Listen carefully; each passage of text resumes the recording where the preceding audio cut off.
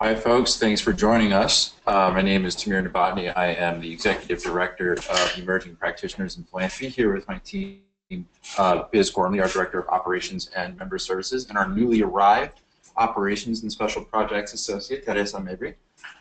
And we are really excited to be here with you today talking about a really important topic, getting out of our own way for greater impact. We all know that as we try to get money out of our institutions' doors to do good things with important organizations doing important work, the things we already knew that they couldn't afford are even more urgent in the times that we're living in. And so we felt it was especially important to bring you all into contact with Kris, who has spent much of the last 16 years helping global philanthropies implement common sense solutions to get more money out the door in the best possible terms. Kris, can you hear us now? I can hear you. Can you hear me? Yes, beautiful. Yay. So a little bit about EPIT for folks who are new. Pardon the beeping. So we're a network of folks who are sort of in and around the philanthropic world, foundations, nonprofits, social entrepreneurs, and we're working to build a more just, equitable, and sustainable society and advancing excellence in our own practice and the practice of our field. And we create space for folks to connect with each other. And there are about 30 of y'all on the line right now. Learn and practice new skills, new issue area knowledge, ways to advance change in your institutions and beyond, and to share ideas with each other and with the field so that we can move forward together. If you have any questions about membership, if you're an EPIT member and want to get more engaged, if you're not an EPIT member and want to join, please get in touch with Biz. Her email is on the screen. We'll share it again later. A couple of things just coming up. One, next week we'll be doing a town hall webinar about our draft strategic plan. We're really excited about this. We're working really hard to model what we consider a radical level of transparency around how we form it and to create opportunities for you all as the members of our community to help shape our direction. So next week, 3 o'clock, same time, same channel. Second, in 2 weeks, we'll be co-hosting a briefing with our coalition partners at Change Philanthropy, which is a group of organizations that bridge funders and marginalized communities. And we'll be sharing just our sort of general intel on what we're seeing in our communities, what we're hearing, what we're doing, and what we're thinking. So stay tuned for more on that. February 22nd, 3 p.m. For a listing of all of our events, national and local, check epit.org/events. And save the date. This year we're going to be doing our conference with the Change Philanthropy Coalition, September 19 through 21 in New Orleans. A few housekeeping items. One, for anything technical difficulties, comments, questions for Q&A, there is a questions box in your toolbar toward the bottom in the middle-ish. So you can just click that, add a question. If you don't want your name read out with your question, just put a couple of stars in front of it, and we'll make a note not to read your name when you ask a question or comment. Any polls and questions are anonymous. Well, put the stars in front of it for that. We'll be live tweeting the webinar from @EPITNational with the hashtag EPITWebinar. For this webinar, we're also adding a hashtag Confident Giving, which is the name of Kris's most recent book. The webinar is being recorded. Your questions in the boxes will not be, but if you are unmuted to ask a question live or to make a comment, that will be recorded. And please, when we're done, complete the post-survey webinar. That helps us have a really strong feedback loop and make sure we're constantly improving the quality of our programming and our webinars to meet your needs. So with that, I am thrilled to introduce Kris again. As I said earlier, she's been working with some of the biggest names in the business for a while to help significant amounts of money go to where they can have the greatest impact. She's known for taking a common sense approach in a field that is sometimes known for making things more complicated than they have to be, which I'm sure none of us can relate to. So we're very excited to have you, Kris, and take it away. And I'm going to change the screen so that you can present. Perfect. Well, thank you so much. And can you see my screen? Yes. Show my screen. Yeah, and if you could just maximize the slides. How's that? Good. Take it away. Excellent. Thank you. Well, thank you so much for having me on this webinar. I'm very excited about it. And in particular, I'm very excited to be talking with EPIP. I, for many, many years, have felt very strongly in support of EPIP and the work that you all are doing. I truly believe that EPIP is one of the most important philanthropy support organizations that we have in this country because of the unique role that you play and the importance of really supporting people who are newer or younger in the field who are seeking to learn more about philanthropy, advance their work, have the greatest impact regardless of their role, as well as the focus on social justice and supporting leaders of color in the field. I think I just really can't think more highly of emerging practitioners in philanthropy. So those of you who are members, I really do encourage you to take advantage of your membership and get as involved as you can at the local and national level. Definitely attend the conference. Those of you on the phone who aren't members, I really do encourage you to apply and be a member and join. And of course, for those of you maybe that aren't qualified as members, you can always give a grant to support the work. But I genuinely think it's a really important organization. I'm glad you're here. So what I want to do today is talk to you about a few ways in which we get in our own way. And I truly believe that this is most often unintentional, with the best of intentions, often in the belief that we're being altruistic or the belief that we're being transparent or that there's some reason, but in fact we're really not taking a common sense approach and not looking intentionally at our own practice in ways that we can be more impactful. And so one of the things I want to start with is a story, which I think will segue very nicely into my first point around funders embracing a scarcity versus a poverty mentality in philanthropy. So my first job out of college, I moved from Ohio to San Francisco to work for an organization where I got arrested a lot. Often when people ask me to tell them one thing about myself that they don't already know, I tell them that I've been arrested 5 times. And here you have a photo of me doing such a thing. But I went to go work for a national organization that was trying to support human rights in Central America and in particular in El Salvador. And so my job description literally included organizing demonstrations and civil disobedience and whatnot. But this was 1990, this is a time in El Salvador's history where in the Civil War, 75 or 80,000 people had been killed, tens of thousands of more had been tortured or who had disappeared. It was a very serious and painful time, a very scary time. People were living in extreme poverty. And that was the time that I was working for this organization. Now, we in this organization were all making the exact same amount of money. We all made $12,500 per year, regardless of whether you were the executive director or the administrative assistant or anywhere in between. This is an organization that was clearly not investing in ourselves. We believed that all the money we were raising needed to go to support people in El Salvador who were experiencing a more extremely difficult time than we were. And just to give you an example of the kind of organization we were supporting, as I mentioned, much of the work was supporting human rights. There was an organization where that was helping people who had survived torture or who had escaped torture, but were too traumatized really to talk about their experience. And so this organization, if you can imagine, like look around the room that you're sitting in and imagine a room filled with drawings of different types of torture, different ways that people were tortured.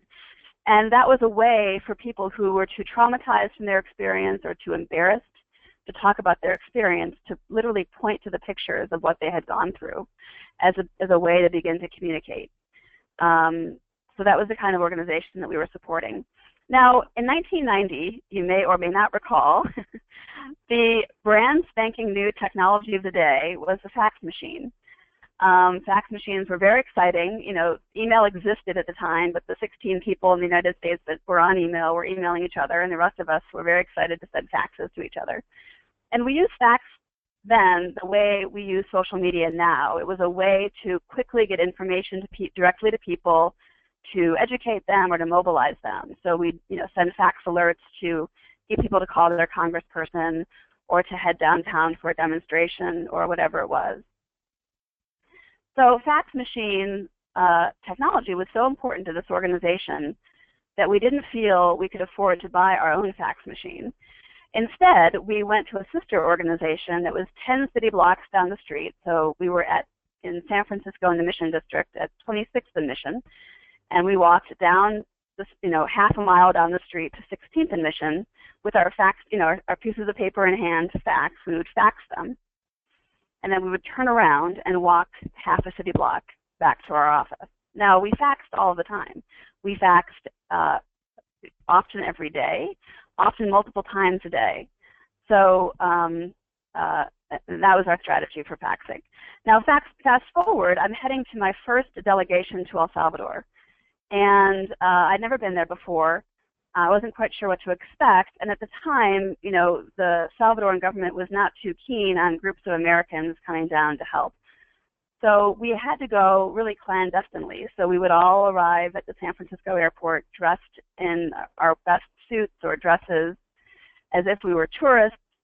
We would not look at each other even though we knew each other. We wouldn't make eye contact in the plane.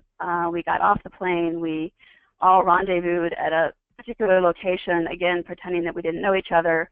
We jumped into a minivan and got whisked away by a driver who was literally looking behind him through the rearview mirror to make sure we weren't being followed. And because we were going to visit organizations where it was, very serious if they knew where we would arrive, if they were located. We in the U.S., and I'm sure this is an issue that EPIP addresses, we talk about succession planning.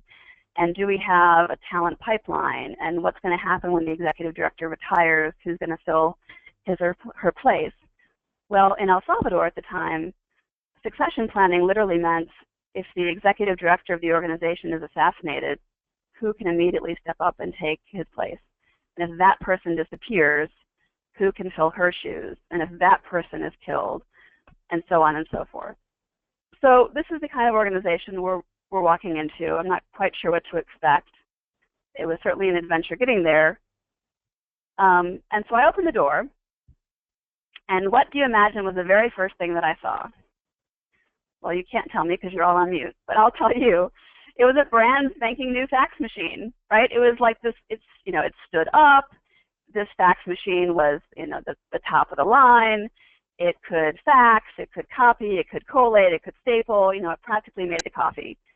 And I was shocked because here we were, the Americans, literally bringing cash and donations to help this organization, and I couldn't believe that they could afford a fax machine where we in the United States didn't feel that we could afford a fax machine, and we were the ones, raising the money and bringing the donations. So I asked the executive director, how on earth could you afford a fax machine? And he looked at me very quizzically, and he said, well, we have to send faxes every day. Of course we need a fax machine. So why am I telling you this story? I'm telling you this story because this was really my first lesson in having what I call a scarcity mentality versus an abundance mentality in philanthropy. So, we didn't believe, and fax machines probably cost a lot more then than they do now. Let's say they cost $900 or $1,000. Well, we didn't believe at the time that making a $900 investment in ourselves was worth it. But we weren't paying any attention to what the cost of that was, the cost of our time, literally walking, the cost of inefficiency, just the waste that was involved in having to walk that city block day after day. Or that city mile day after day. So the scarcity versus abundance mentality is one of three what I think are somewhat provocative ideas that I want to share with you today. The other is really cutting out unnecessary complexity and bureaucratic waste in our work. And the third is creating a culture of respect. And these 3 points, they're very much interrelated. And from my vantage point, I see them really as being a part of what I would call transformative philanthropy. So really, in order to have our greatest impact on the field, on the issues we care about, on our communities and neighborhoods, we really need to transform, and to be transformative in those areas, we need to transform ourselves internally. and pay more attention to how we can do our work better. So the first point I want to make is, really having a scarcity versus an abundance mentality in philanthropy. And essentially that most funders, despite all of the wealth that we have access to, operate with a scarcity mentality, but that embracing an abundance mentality really allows us to achieve far greater results. So what do I mean by these terms? So a scarcity mentality or a poverty mentality is really a misguided belief that maintaining a Spartan operation internally, and I mean within our own foundations as well as for our grantees, a misguided belief that maintaining a Spartan operation equates to delivering value for grantees and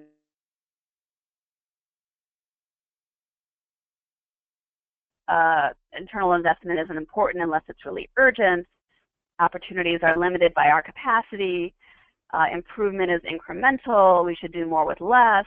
We really don't deserve the best, the fastest, the most efficient path to success. I really think it's a fear-based mentality. And what's important is that it's really not about money. And, we certainly don't associate philanthropy internally with the word poverty or scarcity because there is so much wealth. But in my experience, funders with a poverty mentality will say things like, what's the cheapest way we can go about doing something? Regardless of the inconvenience, regardless of the impact on quality, regardless of the fact that it might take 2 or 3 times longer, but the focus is on how can we do this the cheapest. Or the money we invest in our operations takes away from our grantees. So we can't invest in ourselves because it takes away from our grantees, or we can't sufficiently invest in our grantee capacity because that takes away from the people that they're trying to help.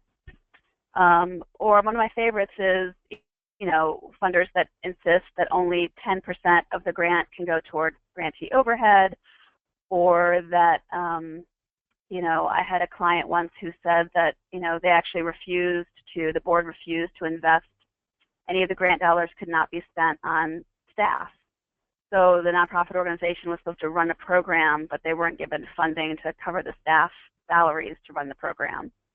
So I would just laugh to say, if you're funding a policy advocacy program, but you're not allowing the staff to drive to the state capitol and advocate, then what's the point? What are you funding, the paper or the pencils? Let me just share another story with you. When I used to work at Stanford University evaluating youth and gang violence prevention programs for the California Wellness Foundation. It was their very first large-scale 10-year initiative. And part of my job was to conduct surveys. We were working in primarily low-income communities across California where there were high rates of youth violence, and we were surveying high school students where these programs were in operation. And so I was flying to Los Angeles, and my research team was heading to Stockton, California. And again, dating myself, so this was back in that short period of time when airplanes had phones. There were phones in the seat in front of you that you could actually use. You just swipe your credit card. This was before there were really cell phones in use. Anyway, so I called the head of the research team to see how it's going, and he is terrified. He says, it's going horribly. We arrived. The principal's not letting us conduct a survey. I don't know what to do. We've all gotten here. We flew here. We traveled. We got all the materials, the surveys, the pencils. What do I do? And so I spent the hour plane ride talking him through, calming him down, and then talking him through strategies to talk to the principal and re-engage her and convince her that, in fact, it was beneficial to everyone's benefit to do the survey. He was able to do that, and sort of crisis solved. And the research team did not have to travel back and then travel again at another $3,000 in airfare and whatnot. So I get off the plane. I'm walking the baggage claim. And there was a man who had been sitting next to me in the plane, and he walks up to me and he says, I couldn't help but overhear your conversation. Well, of course he couldn't, because I'm sure I was talking really loudly the entire plane ride.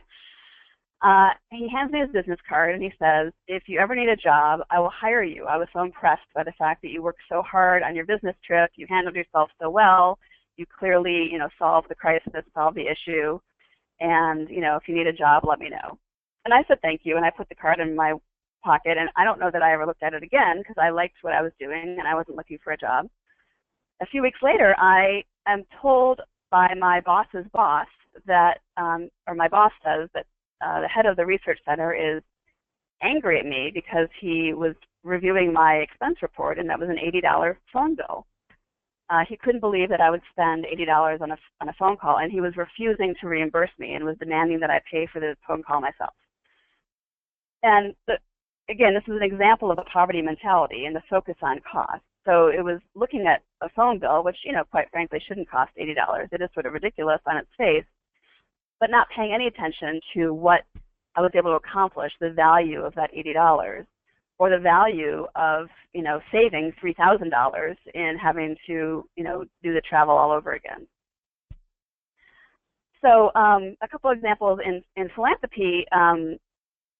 One of my clients, for example, refused to allow her staff, she was the CEO of a foundation, refused to allow her staff to carry laptops on business trips because the laptops cost $1,500 and she was afraid they would break.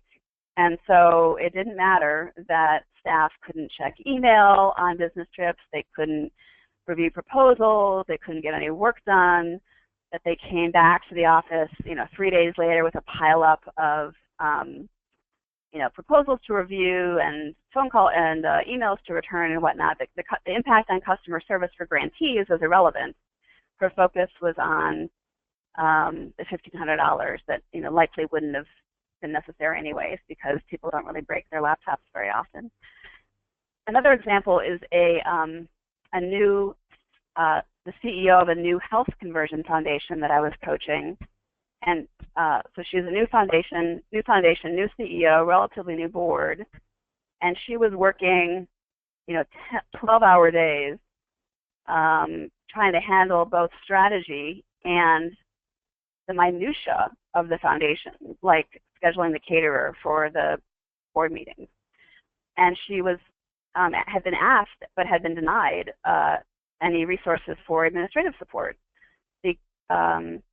And so she was frustrated, and what's frustrating to me about this example is the board, was not willing to invest in even a part-time admin help for this woman, so because they were concerned about cost, but they weren't paying attention to, what the impact of that was for the organization. So she had less time and less mental bandwidth, really, to think, to strategize, to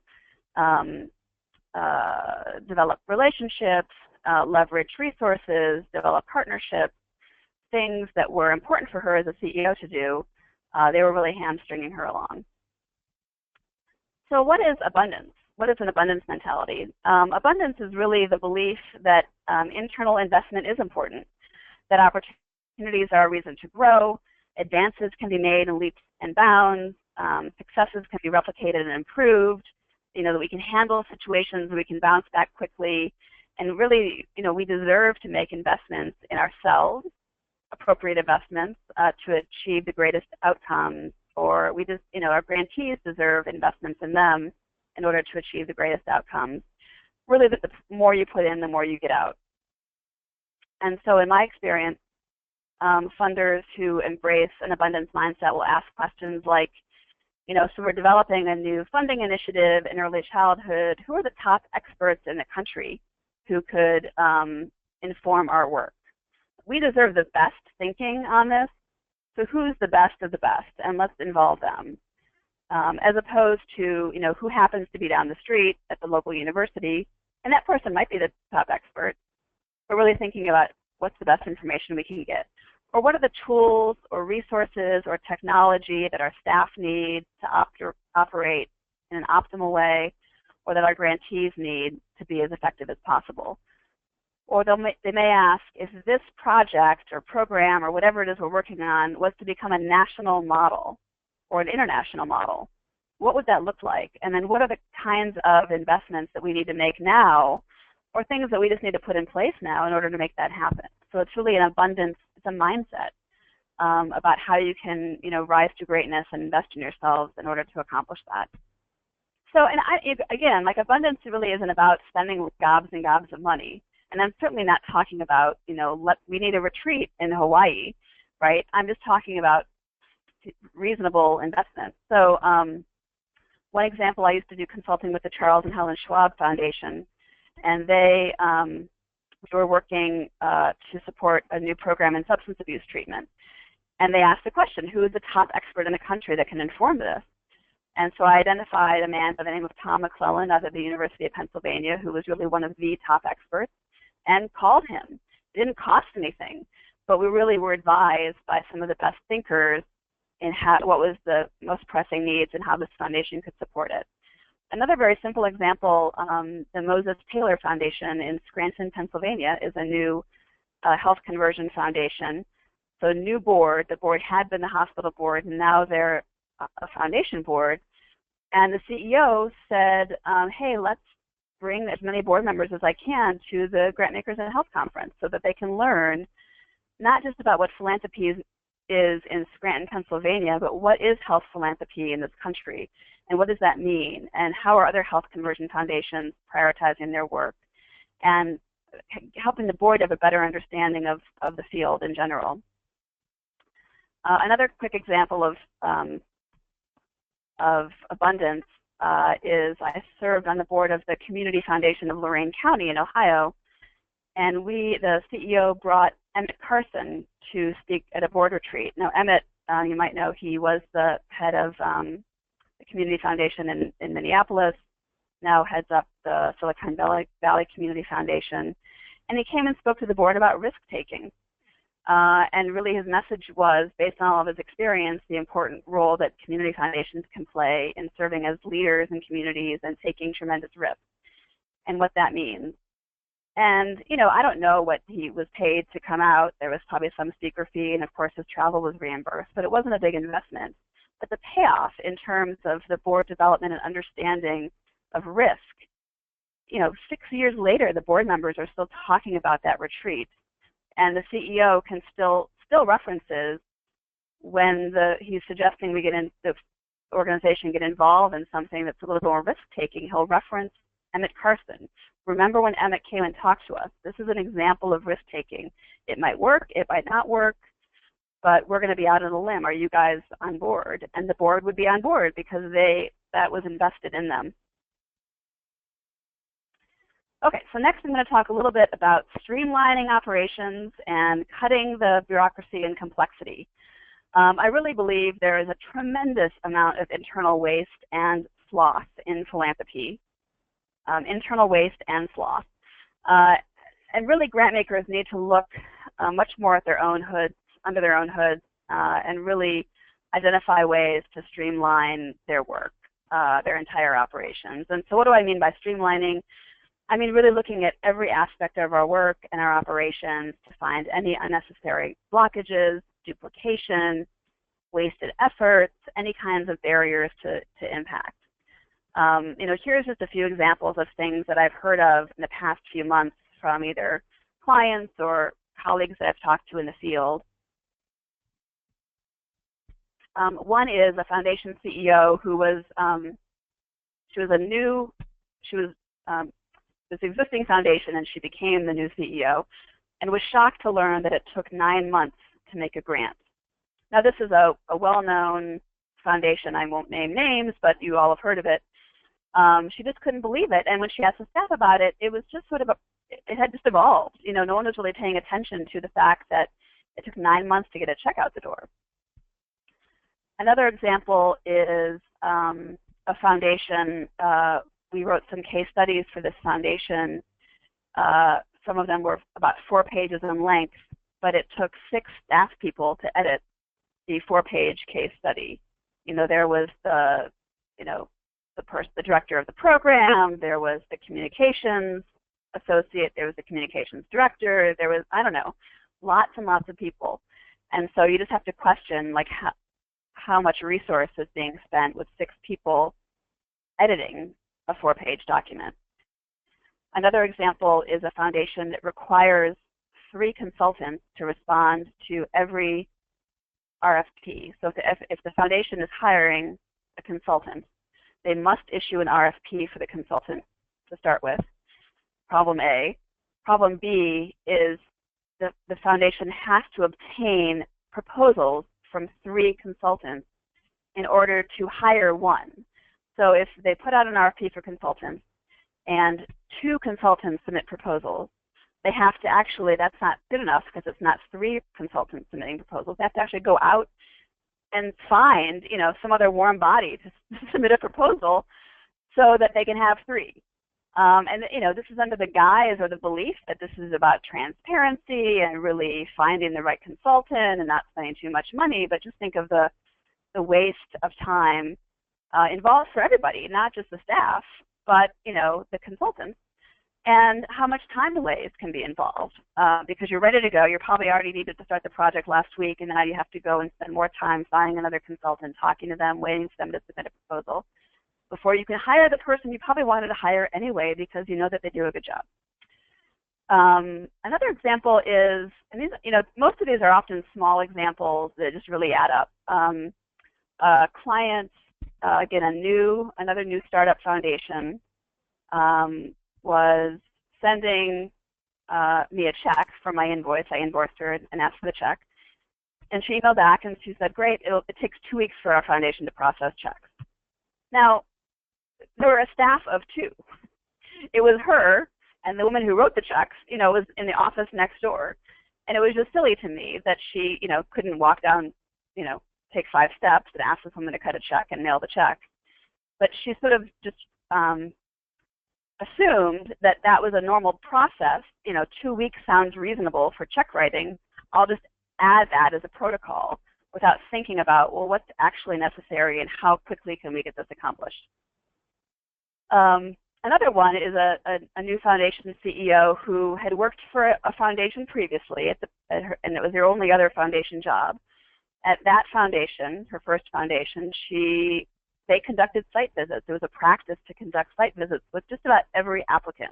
If the applicant was qualified, if they didn't just get disqualified off the bat, so they had site visits, and they did this 4 times a year. So 4 times a year, they had like 30 site visits, and they would involve their board and all their staff. It was this big production.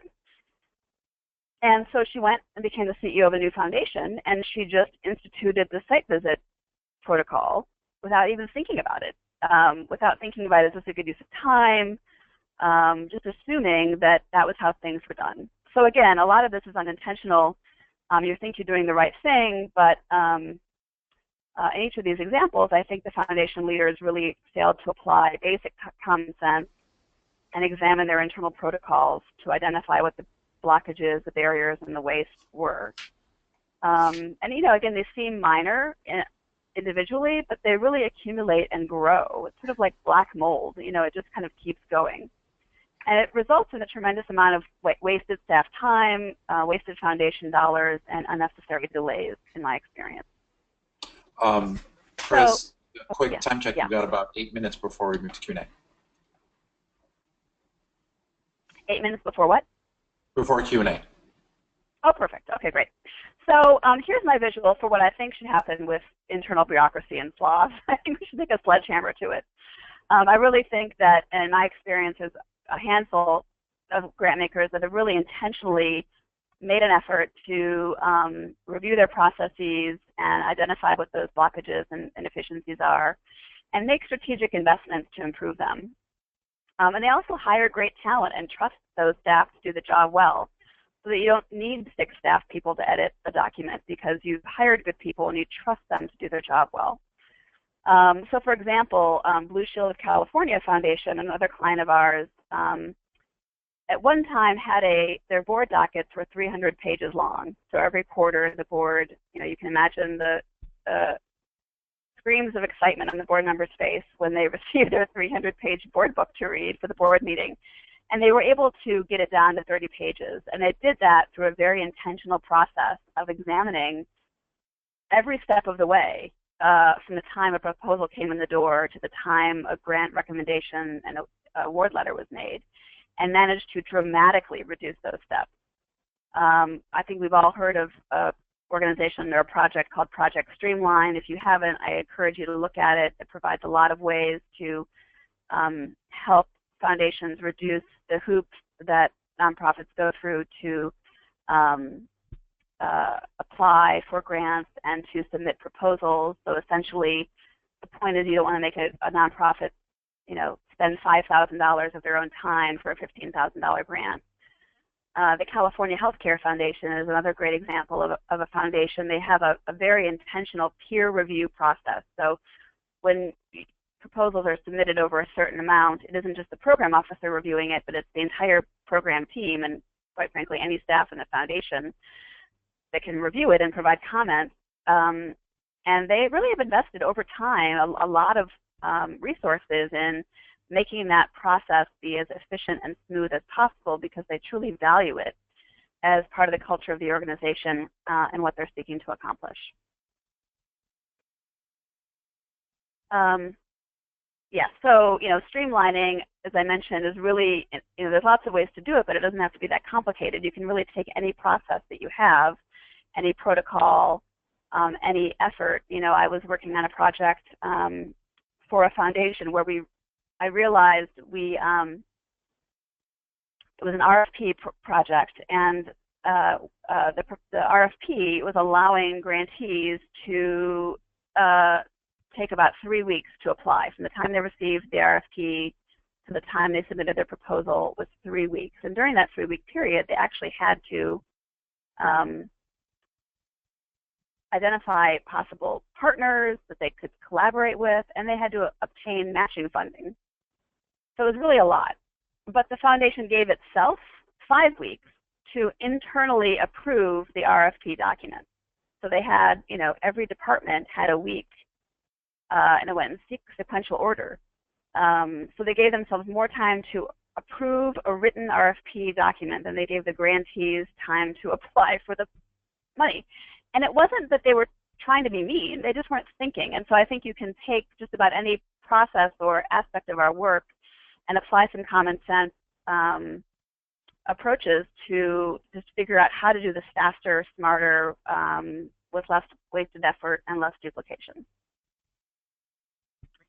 And the last point I want to share with you is around creating a culture of respect and philanthropy. And I think, unfortunately, it's all too common in our field to have a culture of disrespect. And again, it's not intentional for the most part, but I think it's more common than we think. And so here I have 2 images, which are very similar but very subtly different. So on the left, in the Marriott example, you arrive off your elevator at the hotel, and it says, please be considerate of our other guests, not you, but our other guests. Excessive noise that disturbs other guests may result in eviction. So it's not a very customer service oriented sign to read as a paying customer. You're the one that just paid $300 to stay in the hotel, but it's asking you to be considerate of other people and assuming that assuming you really aren't going to, and therefore we need this sign, and letting you know that they might boot you out if you're not behaving properly. As compared to the other sign, which basically says the same thing but in a much kinder way: respect your neighbors by keeping the noise levels down. And so I think, again, it's subtle, but it's important to be mindful of how we are respecting or disrespecting ourselves, our grantees, the communities we're seeking to serve, and our partners. So a few examples of disrespect. One client recently told me that their foundation has a culture of double booking meetings. So it's very common within the foundation that you have a meeting with somebody that you set up, one of your colleagues at the foundation. But you come to find that they have double booked themselves. So you think you have an hour, and they tell you, I only have 10 minutes because I have another meeting scheduled at the same time.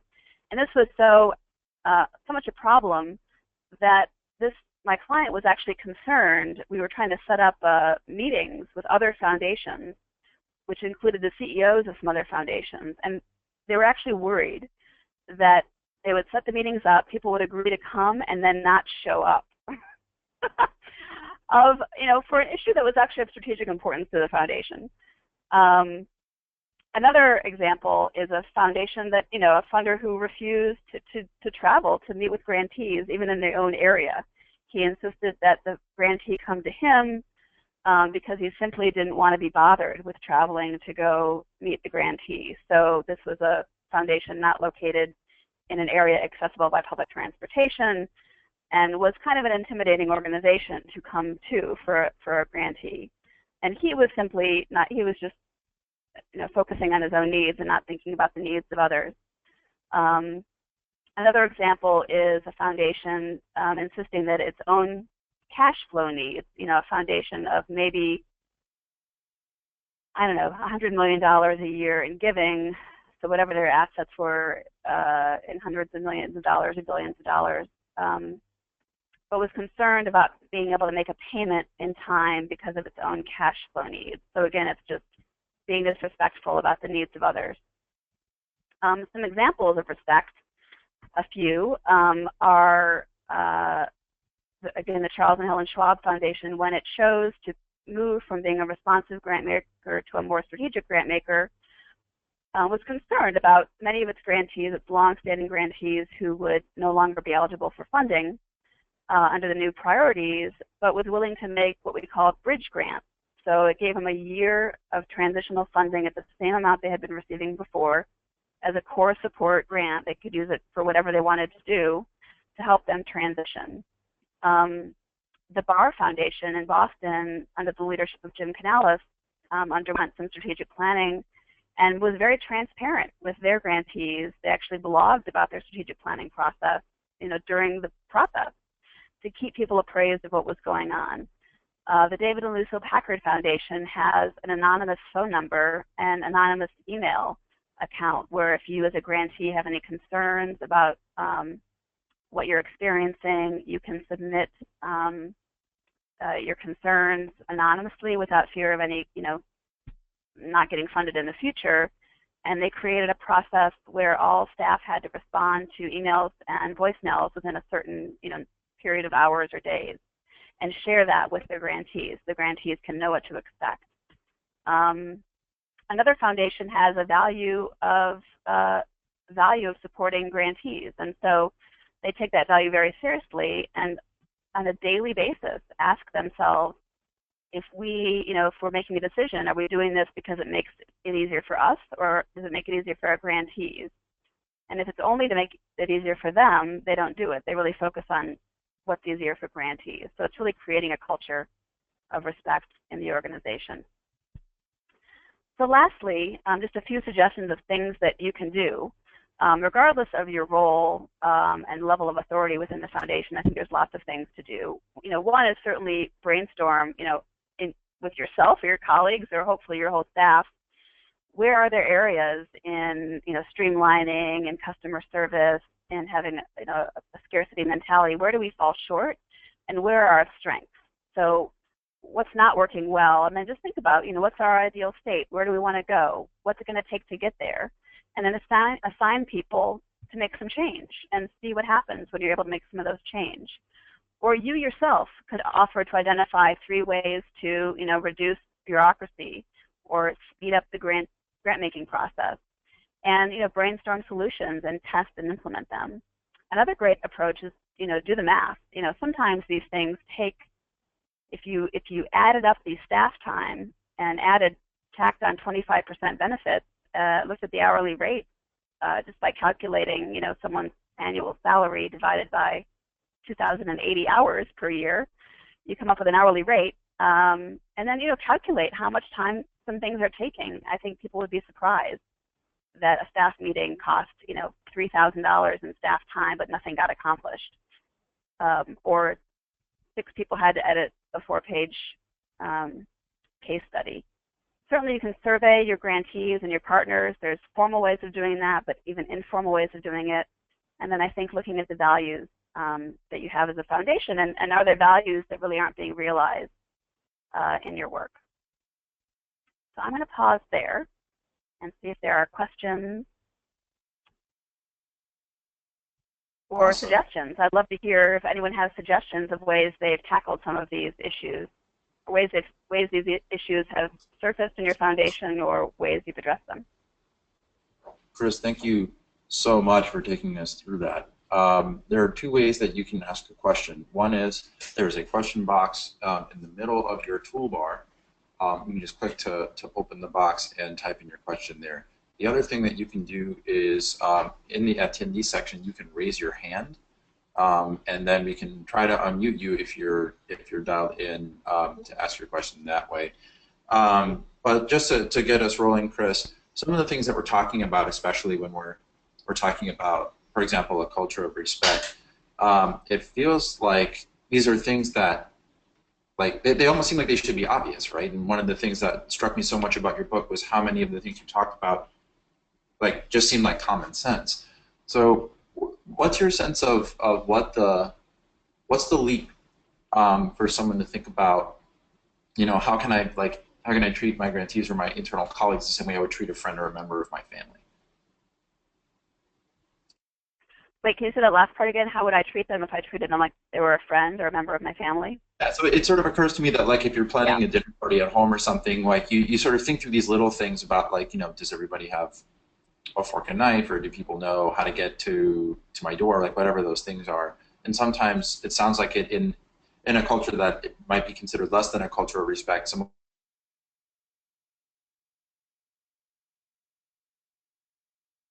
this is really, a lot of this is about common sense that we just don't take the time to apply and be thoughtful about. So, you know, none of this requires, you know, hiring a consultant or doing a giant study.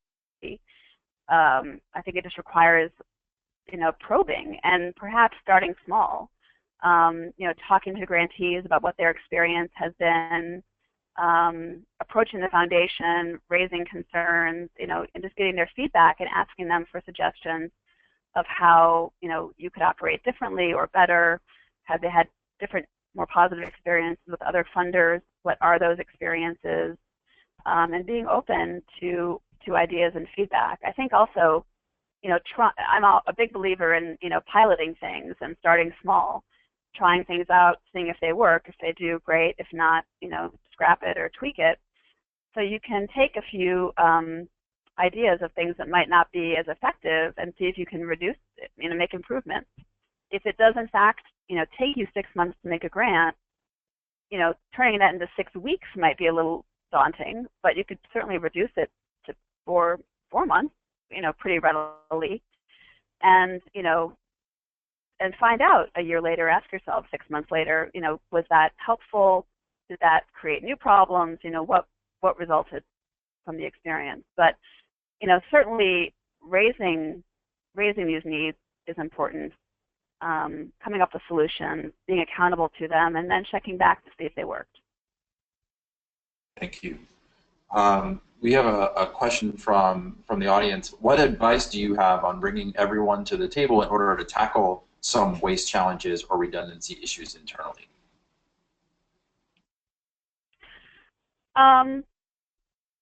Well, 3 things come to mind. One is, and it sort of depends on the level of motivation or resistance in your foundation. But one thing to me is doing the math. So I think that's a really instructive, sort of jarring approach, because no one's paying attention really to how much money is being spent doing the work. But if you calculated, if you took a meeting or you took a series of meetings or you know, any process, getting ready for board meetings, and that's a huge one. Every quarter, staff of foundations go into a frenzy getting ready for board meetings, and they stop having other conversations, and they stop doing other kinds of work, and they, you know, do practices and rehearsals and create dockets and edit and summarize, you know, create summaries of the summaries. And then the board meeting happens, and then they're exhausted, and they, you know, then there's like recovery time. And so I think, you know, if you calculated how much time that takes, I think the boards would be horrified to learn what's, you know, how much time the foundation is spending doing that, and how much money that's costing. And so I think money talks. I think thirdly, you know, open the conversation up at a staff meeting. Declare the month of March, you know, customer service month, and every weekly meeting, you know, talk about, you know, what are the ways in which we feel we could do a better job who are our customers? Is it our grantees? Is it the communities we serve? And what are ways that we're doing well by them? And what are ways we can improve? Brainstorm some of those ideas and just tackle them, and check back in with yourself. And I don't think it needs to be a threatening activity. I just think it needs to be intentional. Great, thank you. Teresa, did you want to ask a question? Yeah, hi Kris, this is Teresa. You spoke on scarcity a lot in regards to monetary terms. Can you speak on the different ways that scarcity might show up in the workplace in different terms or different ways, especially in regards to equity? Especially in equity, is that what you said? Yeah, so for example, as a queer transmasculine person of color, the way scarcity shows up for me would be different for you. Can you speak on that? Yeah, I think that's a great question. Thank you for asking. I think scarcity, it's a mindset. It's a belief that, we're not, we don't need to invest in ourselves. We don't need to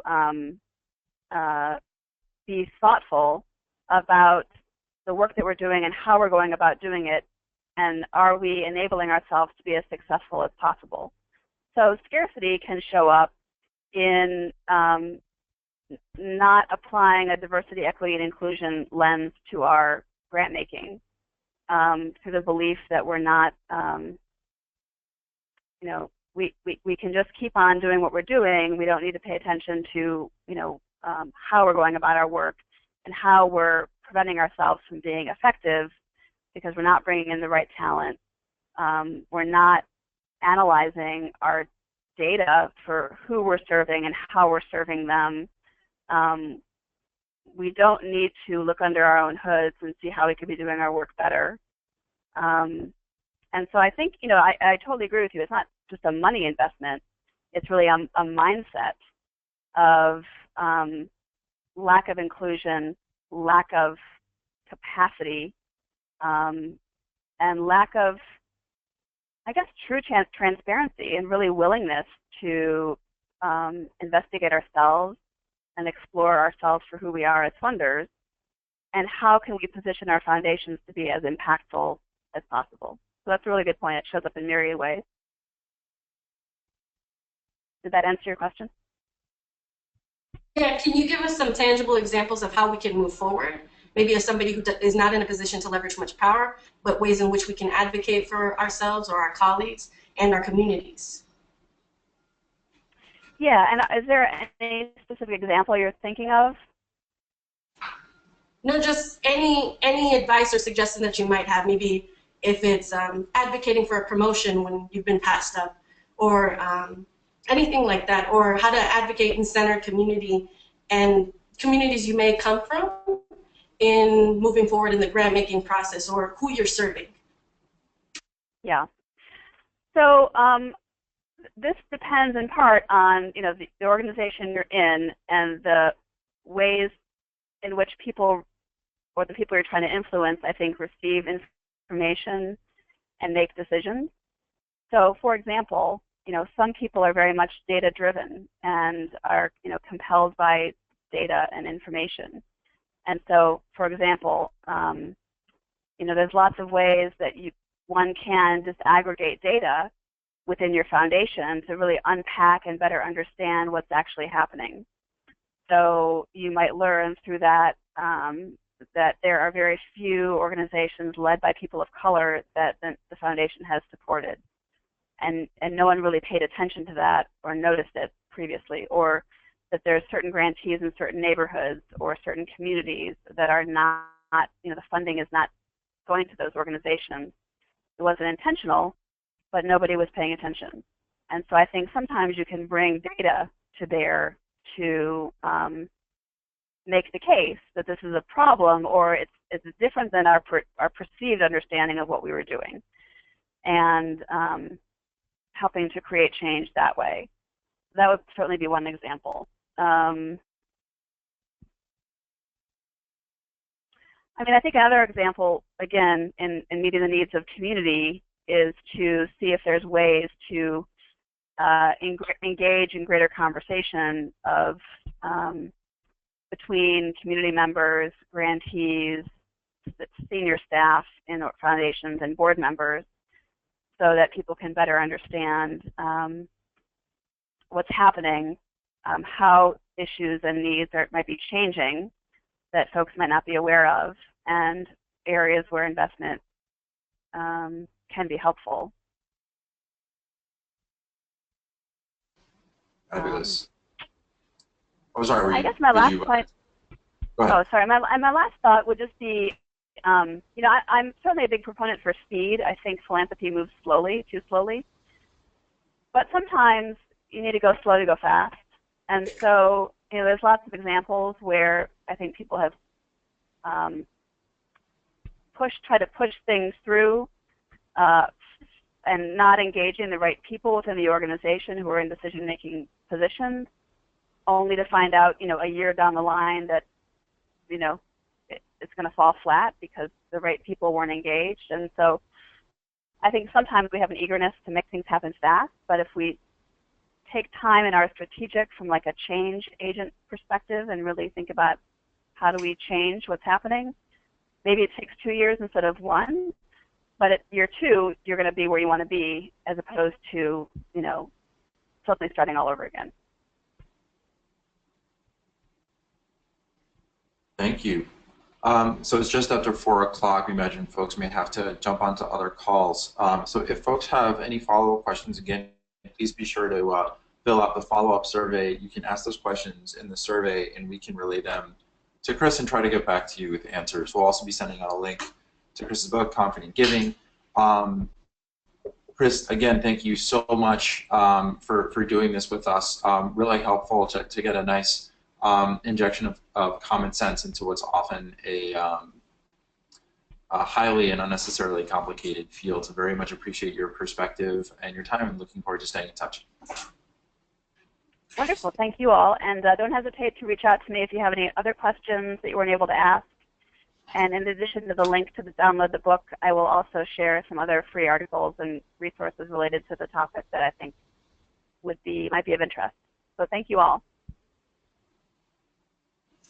Bye, everyone. Take care.